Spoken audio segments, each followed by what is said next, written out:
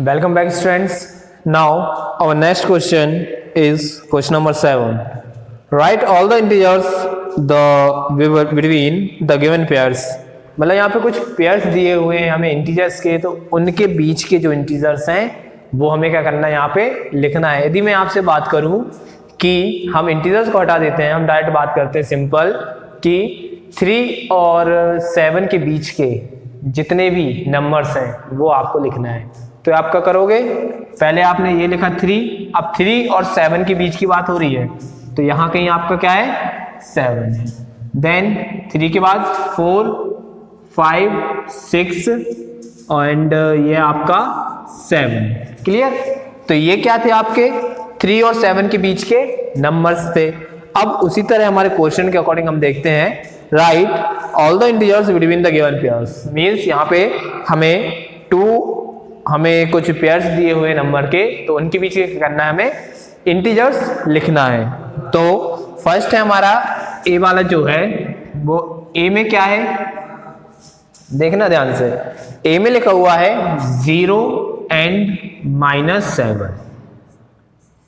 0 और -7 के बीच की जो हमें इंटीजर्स हैं वो क्या करने हैं, लिखने हैं. तो 0 और -7 यानी कौन सी साइड होगा, ये आपका लेफ्ट साइड पे होगा आपके नंबर लाइन के. तो क्या आएगा, 0 से चलो या -7 से ले लो. तो -7 इस साइड रहेगा नंबर लाइन पे, और जो आपका 0 है वो यानी कि 7 के राइट साइड पे आपका 0 होगा. तो लिखेंगे -6, -5, -4, -3, -2 एंड -1, और यहाँ पे आपका 0. तो 0 और आपके -7 के बीच में जो नंबर्स है, जो इंटीजर्स हैं, वो कौन कौन से हो जाएंगे आपके, ये सारे आपके वो इंटीजर्स हो जाएंगे -6, -5, -4, 3, 2 एंड -1. ये क्लियर है आपको. तो हमारा आंसर क्या हो जाएगा, जो नंबर्स हमने बीच में यहाँ पे लिखे हुए हैं -7 और 0 के बीच में जो नंबर्स लिखे हुए हैं वही क्या होगा, हमारा आंसर होगा. इसी के बाद हम देखते हैं सेकेंड है इसका -4 एंड 4. मतलब -4 और +4 के बीच में जो इंटीजर्स हैं हमें क्या करने हैं, वो लिखने हैं यहाँ पे. तो -4 हम यहाँ सॉल्व करते हैं इसको, ठीक है. अब -4 और 4 के बीच में यानी कि एक क्या है नेगेटिव है और एक क्या है पॉजिटिव है. तो यहाँ पे हमें क्लियर वैल्यू हमको यहाँ दिख रही है कि नेगेटिव से शुरू करना है, पॉजिटिव पे खत्म करना है. देन -4 के बाद -3, फिर -2, -1 एंड 0. क्लियर. अब यहाँ पे 0 के राइट साइड से क्या होगी, पॉजिटिव जो आपकी लाइन है वो शुरू हो जाएगी. मतलब 1, 2, 3 एंड ये आपका 4. तो -4 और ये +4, इनके बीच के जो इंटीजर्स हैं वो क्या है, -3, -2, -1, 0, 1, 2 एंड 3. ये आपके वो इंटीजर्स हैं. तो आपका आंसर में क्या आएगा, तो आपका आंसर आएगा यहां से लेके यहां तक की जो वैल्यूज हैं जो आपने इन दोनों के बीच में लिखी हुई है, तो वो क्या है आपका आंसर है. आप लिखोगे यहाँ पे आंसर इक्वल -3, -2, -1, 0 एंड 1, 2, 3. ये हो जाएगा आपका आंसर. पहले आप यहाँ पे लिख के बताओगे कि ये होता है, फिर आपका जो आंसर है वो आपका आंसर कहाँ आएगा, इस टाइप से आपको आंसर की हेडिंग डालनी है. देन आपको आपका आंसर यहाँ पे शो करना है कि ये हमारा आंसर है. अब इसी की तरह -8 और -15 के बीच का है, तो आप खुद फाइंड करोगे. और -30 से -23. -30 कहाँ, लेफ्ट साइड पे इस साइड होगा, -23 यहाँ कहीं होगा. फिर -30, -29, 28, -27 है, -26 आएगा. तो -26 से लेके कहाँ तक जाएगा, ये -23 तक आ जाएगा. और बाकी जो बचेंगे वैल्यूज आपकी, -30 को छोड़ देना और -23 को छोड़ देना. तो उनकी जितनी बीच में जितनी वैल्यूज आएंगी तो वो सब क्या कहलाएंगे, आपकी वो वैल्यूज कहलाएंगी जो उनके बीच में आ रही थी. ठीक है. अब फोर्थ में भी सेम है, -30, -23, और फिर थर्ड वाला था -8 एंड -15 वाला. ठीक है. तो यहाँ पे -8 से उठा के -15 तक लेके जाना है. मतलब -8, -9, -10, -11, -12, 13, 49, 15 आपकी कंटिन्यू सीरीज चलती रहेगी। ठीक है, तो यहाँ पर कोई प्रॉब्लम नहीं होनी चाहिए आपको। यदि है तो आपके ग्रुप पर आप कुछ भी मैसेज डाल सकते हो कि हमें इस क्वेश्चन प्रॉब्लम है, तो हम उसको दोबारा उसकी सॉल्यूशन वीडियो आपके पास अपलोड करते हैं। ठीक है, नाउ अब हमारा क्वेश्चन नंबर 9 की बात करते हैं। तो थोड़ा सा आपने इसको नोट कर लिया हो तो अब हम इसको रफ कर लें। ठीक है, देन अब हम क्या करते हैं, हमारा जो नेक्स्ट क्वेश्चन है आपका क्वेश्चन नंबर 9, उसको हम देखते हैं। उसमें लिखा हुआ है फॉर द फॉलोइंग स्टेटमेंट, मतलब यहाँ पे आपको कुछ कथन दिए गए हैं या कुछ स्टेटमेंट दिए गए हैं, राइट ट्रू और फॉल्स। हमें क्या करना है, इसमें ट्रू और फॉल्स लिखना है।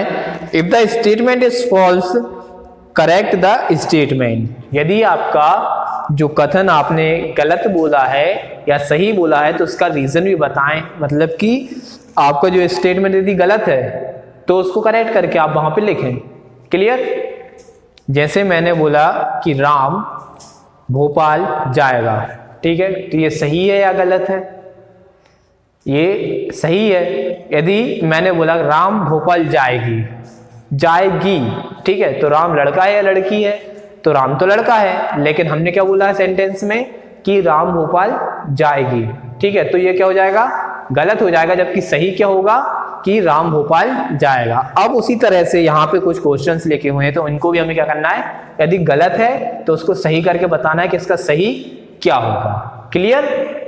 नाउ ए दिया हुआ है आपको, -8 is to the right of -10 on a number line.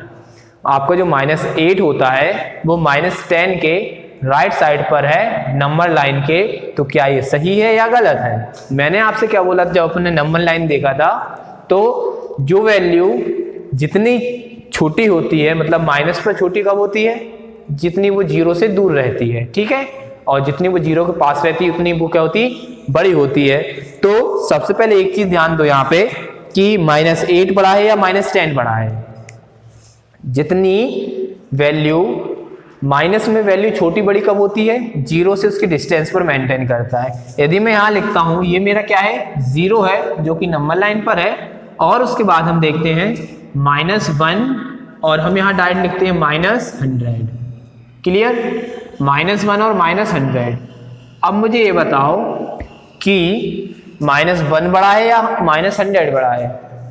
ध्यान से देखना, -1 बड़ा है या फिर -100 बड़ा है? तो क्या बड़ा है यहाँ पे, -1, क्योंकि -1 की जो डिस्टेंस है 0 से वो क्या है, कम है, और -100 यहाँ पे छोटा होगा क्योंकि -100 की जो डिस्टेंस है 0 से वो क्या है, ज्यादा है। ठीक है, डिस्टेंस ज्यादा है -100 की, इसलिए -100 क्या होगा, छोटा होगा। याद रखने वाली बात ये है कि माइनस में कोई भी वैल्यू जितनी बड़ी होती है वो उतनी ज्यादा छोटी होती है, ठीक है, और प्लस में कोई भी वैल्यू जितनी छोटी होती है वो उतनी छोटी ही रहती है।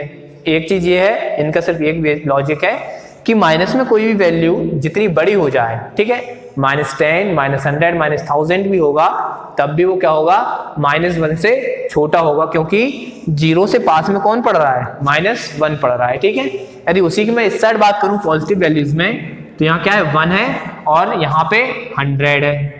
ठीक है, ये प्लस की कंडीशन है कि प्लस में 0 से जितना दूर होता है उतनी वैल्यू बड़ी होती है। ठीक है, तो यदि हम देखो 100 में से इस वाले 1 को घटाएंगे, मतलब -1 को घटाएंगे तो कितना मिलेगा, 99 मिलेगा।